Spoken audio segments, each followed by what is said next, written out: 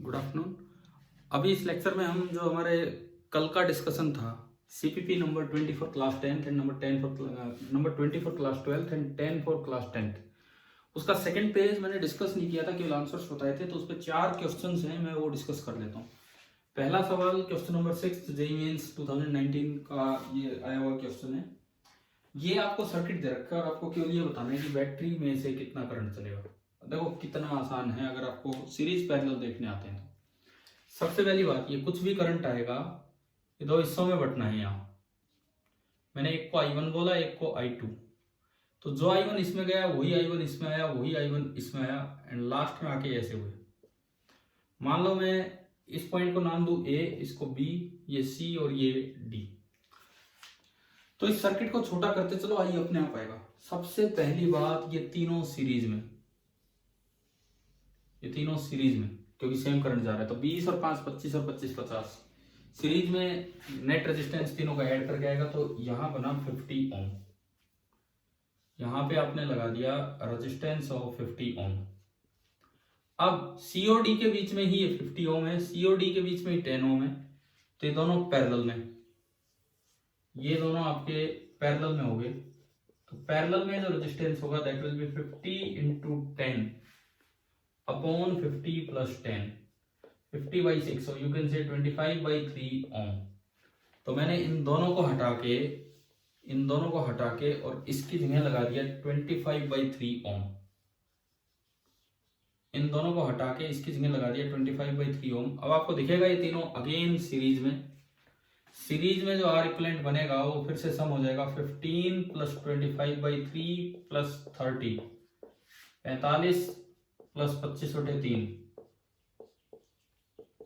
LCM आया 3, 3 5 15, 3 4 12 और 1 13 plus 25, 160 by 3 ओम। क्या आपका आ गया आर इक्विवेलेंट 160 बाई 3। अब जो वोल्टेज है यानी कि इस पूरे की जगह मैं हटा के एक सिंगल रजिस्टर लगा सकता हूं 150 बाई 3 ओम का। ये हमने लगाया 150 बाई 3 ओम। अब जो करंट आई आएगा that will be V by R। तो 15 अपॉन 150 इंटू 3, 15 अपॉन 150 इंटू 3। तो इन्होंने 150 नहीं है, सॉरी 160 है वहां पे।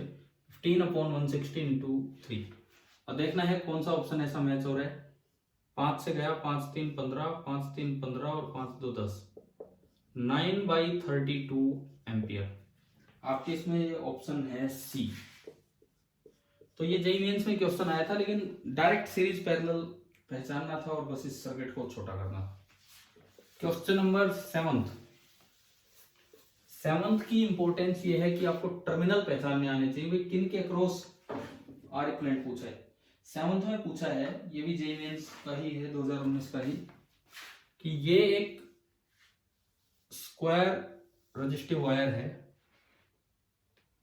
ए बी सी डी और ये इसका मिड पॉइंट है E. Wire of resistance R is bent to form square ABCD.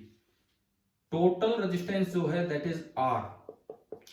इसका मतलब चारों पार्ट्स की जो रेजिस्टेंस है वो 1/4 होगी। तो इस ब्रांच की रेजिस्टेंस होगी R/4, इस ब्रांच की रेजिस्टेंस होगी R/4, क्योंकि रेजिस्टेंस लेंथ के डायरेक्टली प्रोपोर्शनल होती है अगर एरिया सेम है तो और मेटल सेम है तो, मटेरियल सेम है तो R/4। ये पूरी R/4, लेकिन आपने यहाँ एक टर्मिनल दे रखा तो आधा पॉइंट है, तो R/4 का हाफ इधर, यानी कि ये R/8 एंड R/4 का हाफ इधर, ये R/8। अब ये कहता है ई मिड पॉइंट है सी डी का। तो effective resistance between E and C, बस ओनली आपको ये बताना था कि अगर मैं ई और सी के बीच में बैटरी लगाऊं तो इफेक्टिवली जो करंट जाएगा, मतलब उसके लिए इफेक्टिव रेजिस्टेंस क्या है। तो देखो जो भी करंट आएगा यहाँ दो हिस्सों में बटेगा, एक I1 और एक I2। ये I1 पूरा इधर भी जाएगा फिर इधर भी जाएगा, कोई ब्रांच ही नहीं I1 तो सब में घूमेगा, एंड लास्ट में I2 आके इसमें मिलेगा एंड ये दोबारा बाहर आई आ जाना है। तो आपको दिख गया कि कौन कौन सीरीज में है। ये यहां से लेके यहां तक ये सारे सीरीज में। तो R/4 plus R/4 plus R/4, 3R/4 plus R/8, 3r/4 plus r/8, LCM आया 8 और ये 6 और एक 7, 7r/8। तो हमें ये पता लगा कि ऊपर ऊपर का जो ये नेटवर्क है, मैं अगर इसको हटा के एक रेजिस्टेंस लगाऊं, ऊपर ऊपर का जो ये नेटवर्क है मैं इसको हटा के अगर एक रेजिस्टेंस लगाऊं तो वो मेरी आ गई 7r/8। और अब E और C के बीच में वो है और E और C के बीच में r/8 है, तो ये दोनों पैरेलल में हो गए। तो अब अगर आप R इक्विवेलेंट निकालें between E and C, 7r/8 into r/8 divided by 7r/8 plus r/8।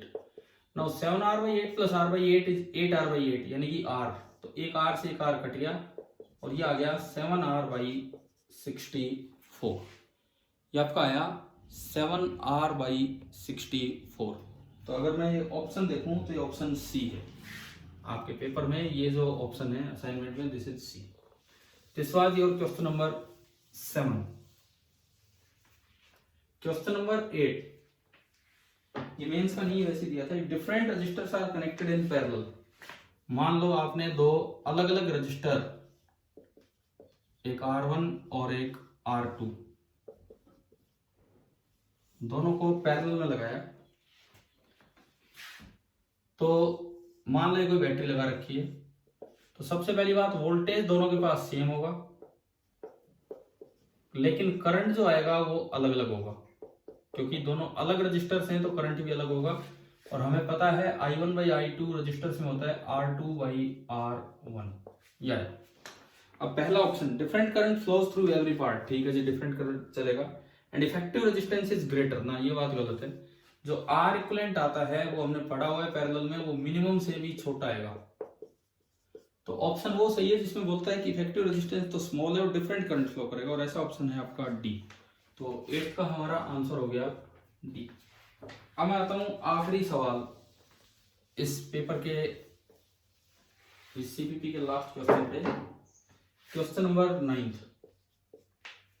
Again इसमें कोई सर्किट दिखा रखा है, पहले मैं वो सर्किट बना देता हूँ वैल्यूज के साथ।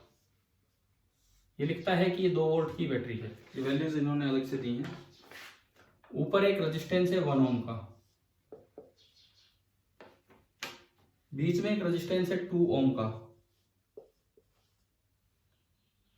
फिर एक बैटरी लगा रखी है 4 वोल्ट की, यहां अगेन एक रजिस्टर है 1 ओम का,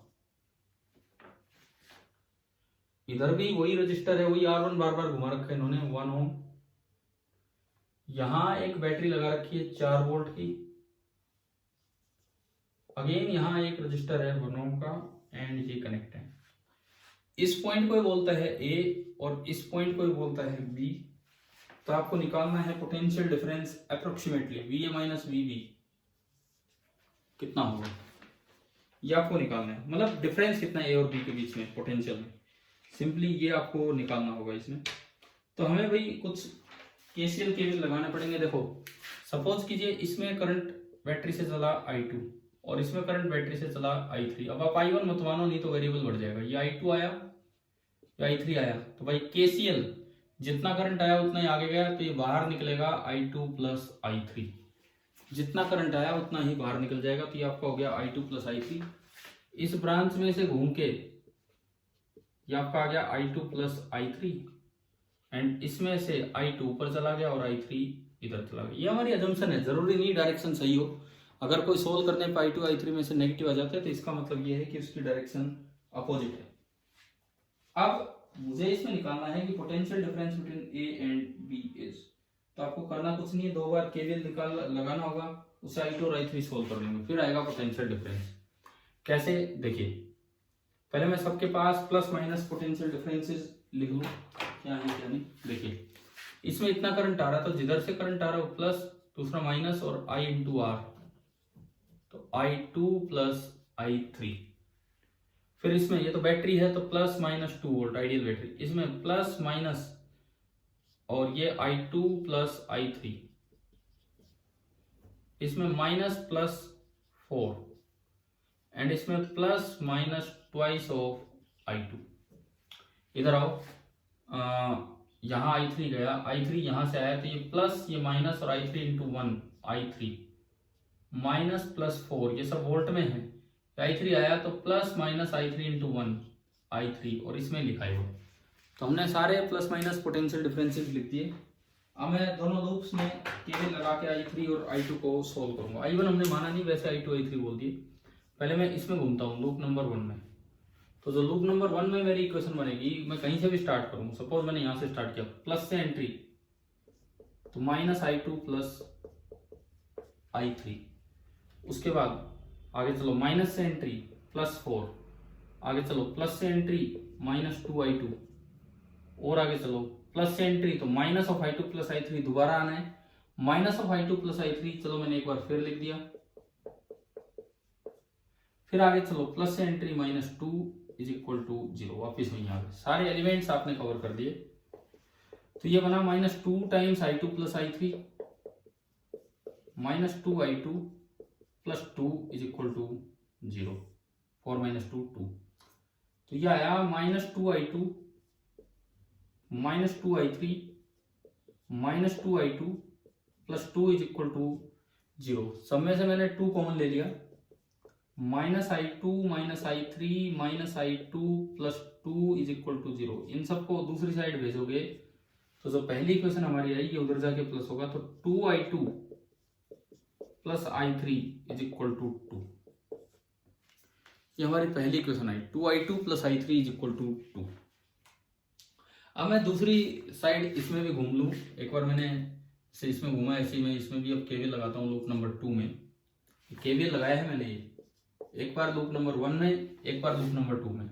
यहाँ देखो पहली एंट्री में यहाँ से स्टार्ट करता हूँ, माइनस से तो इधर लिखे हैं तो प्लस का 4, प्लस से तो माइनस का 2i2, क्लियर।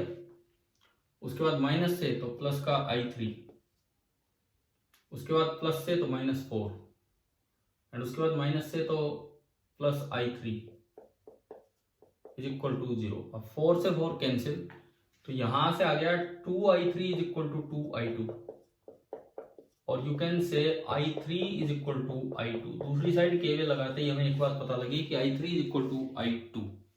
तो इस चीज को यहां यूज किया, i3 इक्वल टू i2 को मैंने इस इक्वेशन में यूज किया। तो i3 की जगह भी i2 रखा, तो 3 times i2 is equal to 2। मैंने i3 की जगह i2 रखा, तो 3 times i2 is equal to 2। इसमें एक मिस्टेक हमें दिख रही है, जब आप उधर ले गए आपने 2 कॉमन लिया तो यहाँ 1 बचना है, 2 कॉमन लिया तो यहाँ 1 बचना है, सो दिस इज 1। 2 कॉमन लिया था तो 1 था। अब देखिए 3i2 is equal to 1, and you can say i2 that is 1/3 ampere. तो आपने यहाँ से i2 निकाला और i2 आपका निकल के आया 1/3 एम्पियर। सिमिलरली तो इसका मतलब आपके दोनों करंट आ गए, i2 बराबर i3 बराबर 1/3 एम्पियर। अब आप केवल बीच वाली लाइन पे देखो, मुझे लिखना है VA माइनस VB। अब इसको हटा रहा हूं, देखिए आप VA minus VB, V final minus V initial. तो मैंने एक दिन बताया था इनिशियल से फाइनल चलो, तो आप B टू A मूव कीजिए। माइनस से एंट्री करते हो तो प्लस, और प्लस से एंट्री करते हो तो माइनस। B टू A चलिए, पहली एंट्री माइनस से तो प्लस का 4, और दूसरी एंट्री प्लस से तो माइनस का 2i2। ये आया i2 की आपने वैल्यू रखी, and i2 is 1/3। 4 3 12 minus 2/3, 10/3 volt, 10/3 volt, ये आपका आ गया। अब इसमें पूछा है अप्रोक्सीमेटली, और ऑप्शन 3.3 है, तो ये नियरली 3.3 वोल्ट, और ये आपका ऑप्शन है बी। ये हमारा ऑप्शन आ गया बी। तो मुझे लगता है ये सर्किट सॉल्यूशन के छोटे छोटे क्वेश्चन थे जो जेईई मेंस में आए हुए थे, बट आपको सोल्व करना आ गया होगा समझ में। ठीक है, अब आगे अगली क्लास नेक्स्ट टाइम हम देखते हैं क्या पढ़ेंगे। पहले आप ये सब अपना सोल्व कर लीजिए। Thank you.